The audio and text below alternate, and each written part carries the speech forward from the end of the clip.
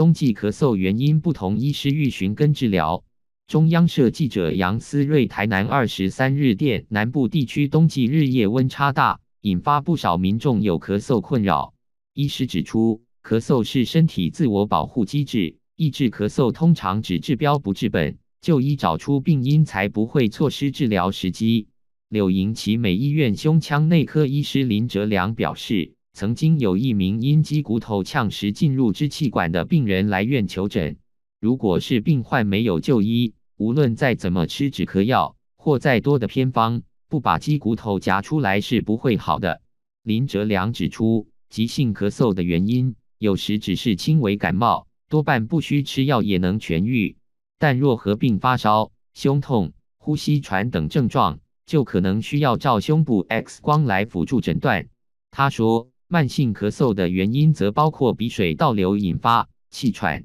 胃食道逆流、慢性支气管炎、支气管扩张症、肺炎、肺结核、高血压药物引发、异物呛食等。如果只想抑制咳嗽，通常是治标不治本，应该要由专业医师诊断，并给予适当的治疗。林哲良指出，除了针对咳嗽的发生原因做根本的治疗之外，教科书上有一句话说，明显有痰的咳嗽尽量不要止咳，因为止咳会让痰液停留在支气管，进而影响肺部的换气、肺泡的充气以及肺部对抗感染的能力。咳嗽只是症状，辨别出真正问题后，才能对症下药，有效控制病情。